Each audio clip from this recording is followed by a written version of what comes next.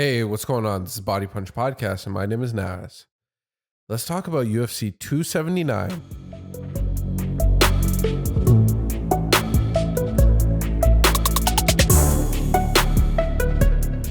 UFC 279 tomorrow in Las Vegas. As we all know, some major changes happened to the card last minute with Khamzat Chimaev being almost 8 pounds overweight. And now he's going to be fighting Kevin Holland, who was originally supposed to be fighting Daniel Rodriguez.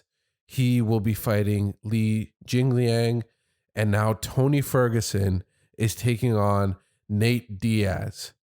What a amazing sport that we're in, where something like this could happen in 24 hours notice. Let's start off because we never talked about the press conference being canceled. Apparently there was a big backstage brawl with Nate Diaz bringing a bunch of his crew to the weigh-ins, and Khamzat Chimaev brought a bunch of his guys, and it seemed like Kevin Holland also got involved. Some other people, managers, and obviously the UFC security was super involved in this. Big time fiasco happened behind the stage in the MGM Grand Arena, I believe.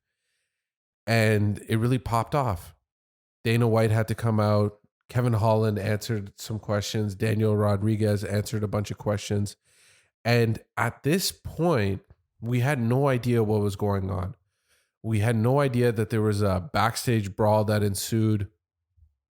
Dana White was keeping it pretty hush-hush. He said that, it was a total mess back there and you don't want to know. And he wasn't answering many questions when it came to why they were doing that 2x2 format.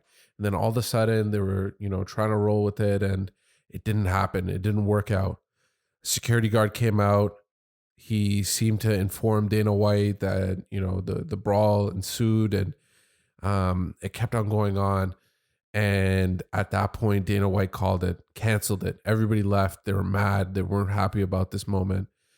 And it was a really tough situation, but we had no idea what was going on. Dana White then does a behind the scenes, backstage press conference himself, explains a little bit about the situation. Reporters asked him some really good questions. I know people are ragging on the reporters these days and not asking Dana White proper questions, but it seemed like they were really trying to go after Dana White, ask him the tough questions. We got a little bit more information, and now it seems like with all of this information that we've gathered, piecing it together, it seems like Kevin Holland and Khamzat Chimaev really set off this whole thing at the beginning. They got into a real argument, and at this point, we were looking at this card, and myself in particular, I was looking at this card and I was thinking, man, this is going to be a fun one. Nate Diaz versus Nate Diaz versus Khamzat Chimaev. It's going to be a fun one. Great antics before and after the fight, I'm sure. Back and forth conversations, but we really felt like this is a one-way traffic that this fight was going to be. Khamzat Chimaev coming in there being the one that the UFC is really pushing, the one that the UFC really wants him to win and really take Nate Diaz out before he leaves the UFC. So at this point, we were looking at that fight. I was really looking at the Tony Ferguson, Li Jingliang fight, and seeing that was a little bit one-sided, especially coming off of the horrible but tremendous win for Michael Chandler with that front leg kick, and for Tony Ferguson to take on someone like Li Jingliang, it felt like it wasn't just one-way traffic, but it just felt that there was a lot of unknowns going into that fight. We know that Tony Ferguson is a little bit older. We know that Nate Diaz is a little bit older, veterans in this game who have been in this game for such a long time.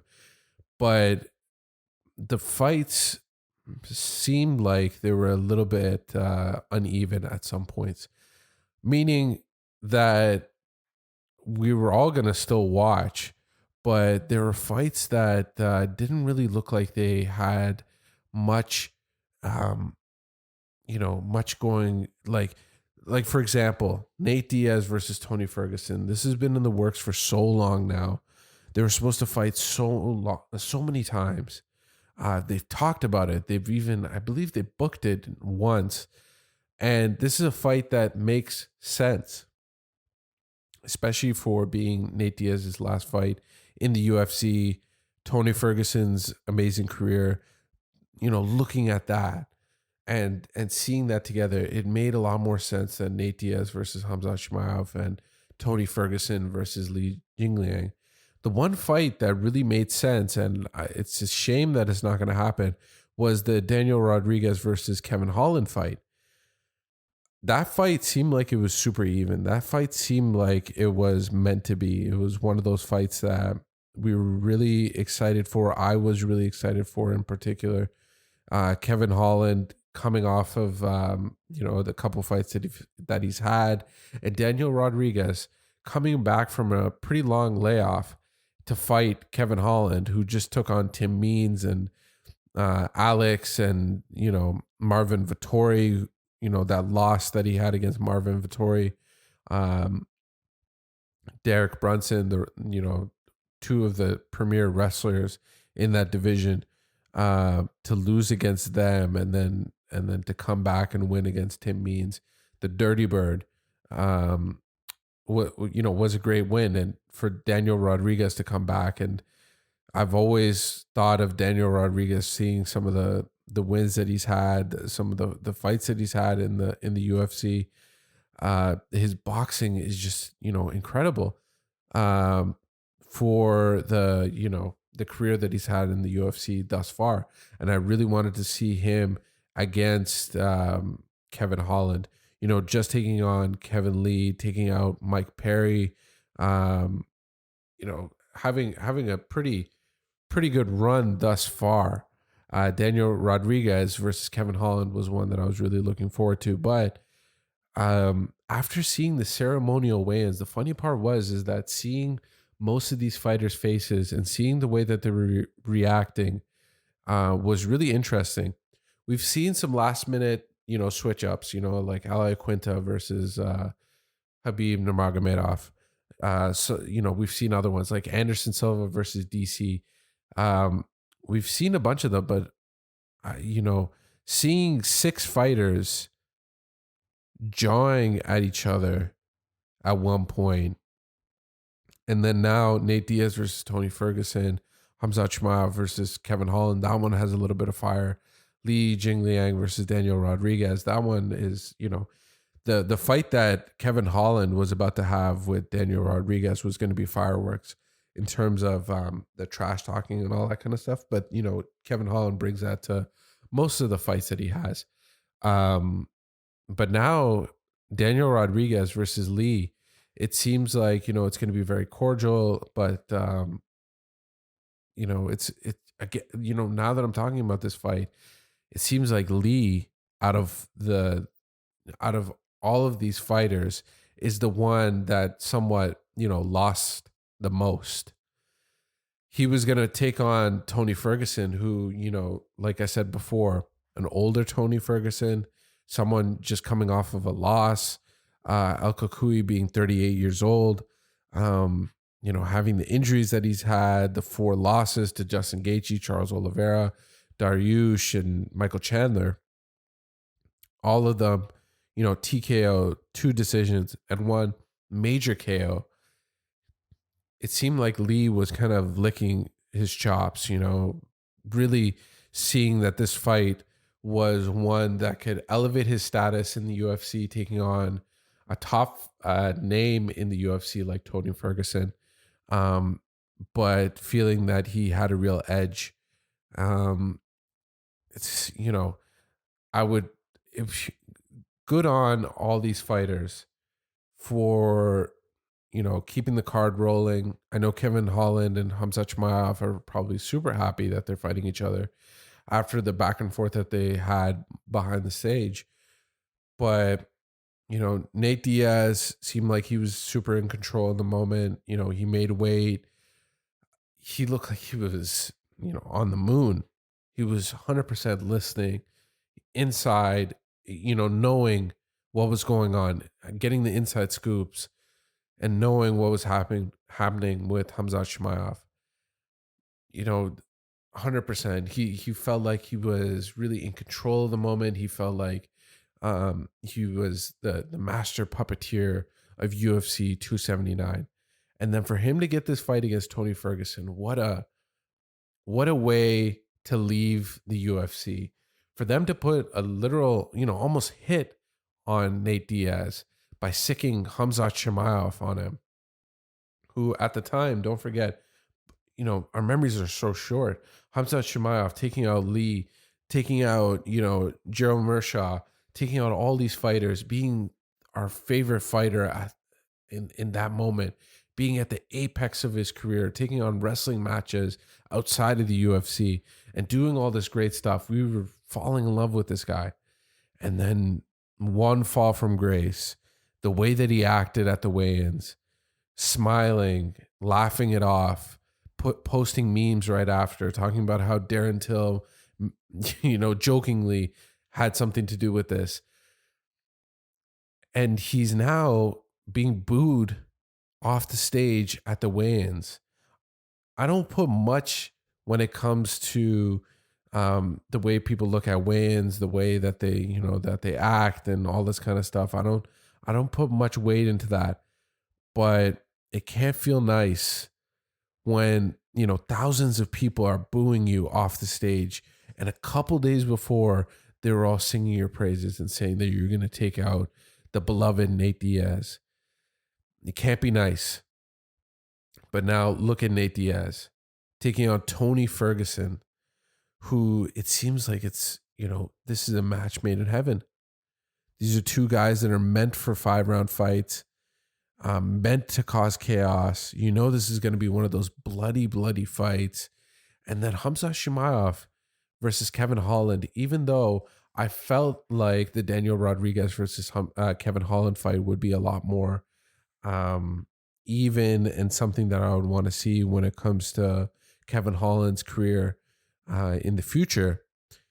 But again, this is a fight that makes a lot more sense than Khamzat Chimaev versus Nate Diaz. And Li Jingliang versus Daniel Rodriguez is going to be a fun one as well. 100%. Lee is going to want to come back and put his mark on. He wants to put his stamp on UFC 279 because he left his family. He wants to go back home with a win. He's really, you watch some of the behind the scenes footage that the UFC is putting out and some of his team is putting out. Lee seems like he's getting really into this and really wanting to put a stamp on this card.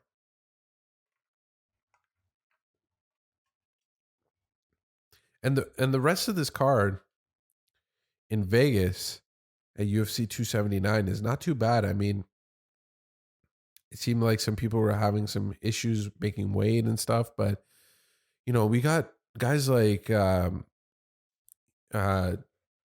Kutilaba, Johnny Walker, Hakeem Adawadu. Mean Hakeem is always fun to watch, and Jake Collier, all these fun fights, and Chris Barnett. You can't forget about him. The spinning taekwondo kicks and all that kind of stuff. This is going to be a fun card.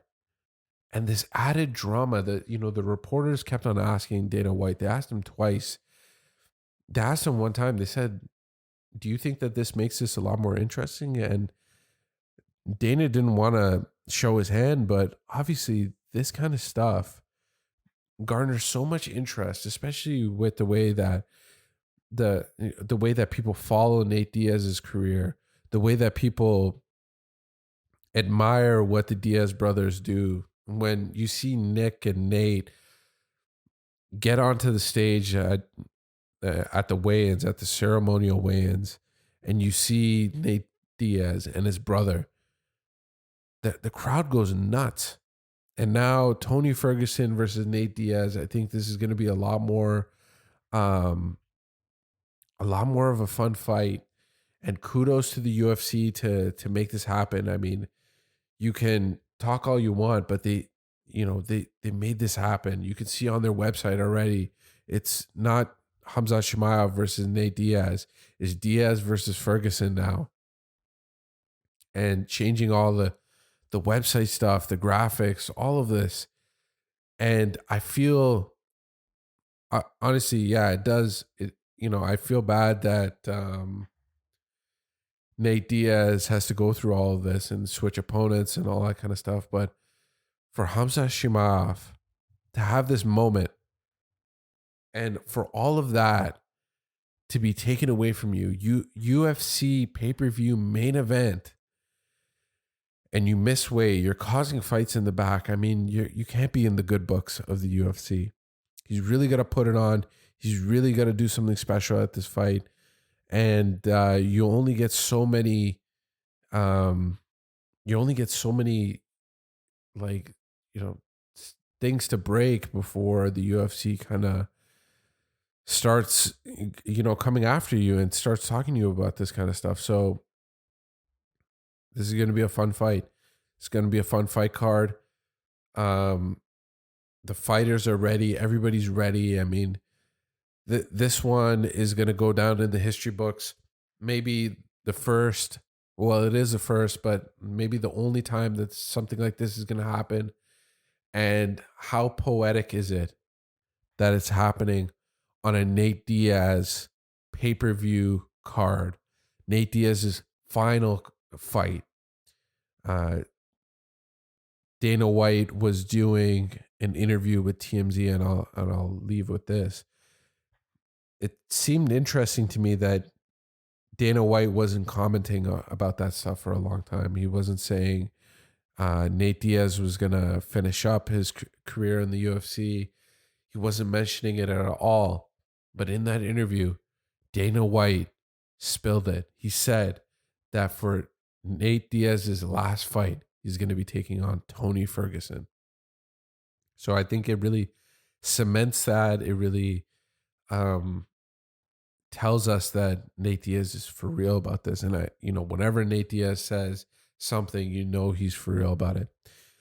This is going to be a fun one. UFC 279 is, in stone. We know the fighters that are going to be there.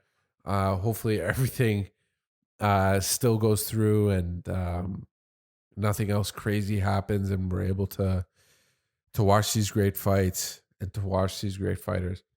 Kudos to everybody. Really, really appreciate it. I really appreciate you listening. I really appreciate you watching on YouTube. Please like, subscribe, hit the bell notification, leave a comment below, all that good stuff. Give 5 stars on Spotify and all the audio platforms as well. If you could, that really helps. Thank you for listening. This has been the Body Punch Podcast. My name is Naz. Bye.